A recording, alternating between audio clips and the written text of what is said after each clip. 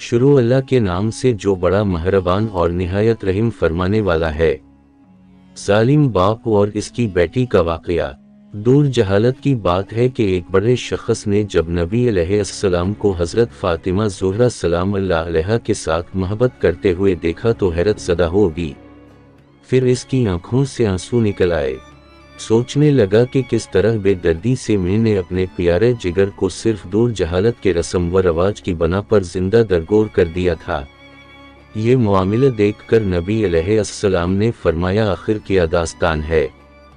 انہوں نے بیان کرنا شروع کیا کہ میری بیوی حاملہ تھی۔ ان دنوں میں ایک سفر پہ گیا ہوا تھا۔ جب کافی عرصے بعد پلٹا تو اپنے گھر میں ایک بچی کو کھیلتے ہوئے دیکھا اور بیوی سے پوچھا کہ یہ بچی کون ہے؟ تو بیوی نے کہا یہ ہماری بیٹی ہے۔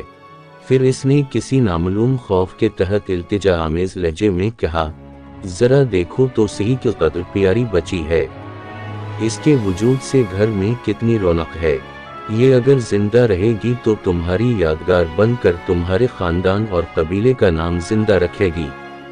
میں نے گردن جھکا لی اور بیوی کو کوئی جواب نہیں دیا، لیکن لڑکی کو بغور دیکھتا رہا۔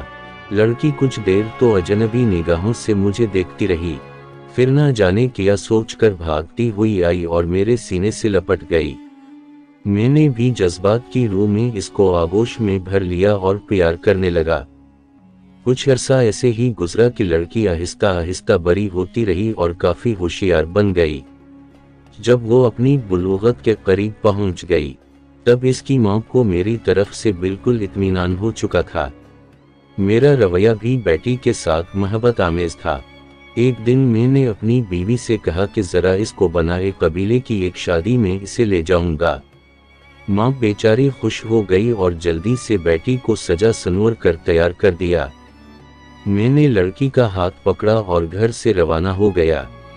ایک غیر آباد بیابان پر پہنچ کر پہلے سے تیار شدہ ایک گھڑے کے قریب میں کھڑا ہو گیا۔ لڑکی بڑی خوشی کے ساتھ اچھلتی کودتی چلی آ رہی تھی۔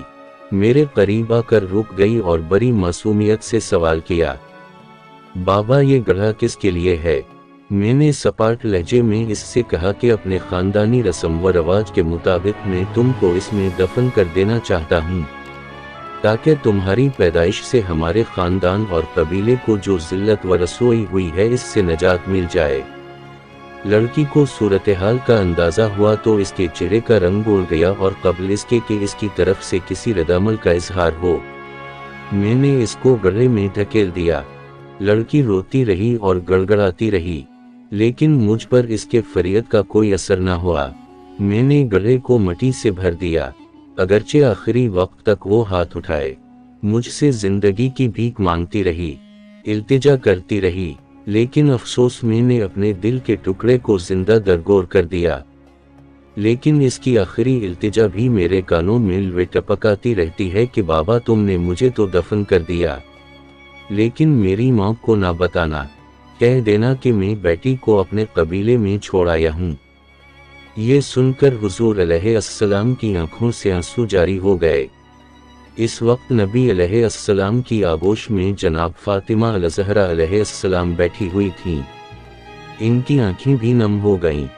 حضور علیہ السلام نے اپنی بیٹی کو سینے سے لگا لیا اور آپ علیہ السلام کے ہونٹوں پر یہ جملے جاری ہو گئے کہ بیٹی تو رحمت ہے، اور پھر آسمان کی طرف دیکھتے ہوئے فرمایا میں فاطمہ کو دیکھ کر اپنے مشام جاں کو بہشت کی خوشبو سے متر کرتا ہوں۔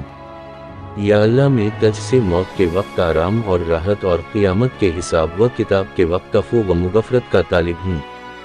بیٹیاں اللہ پاک کی رحمت ہوتی ہیں، ان کی قدر کیجیے، اور یہ آپ لوگوں کے گھروں میں کچھ دن کے مہمان ہوتی ہیں۔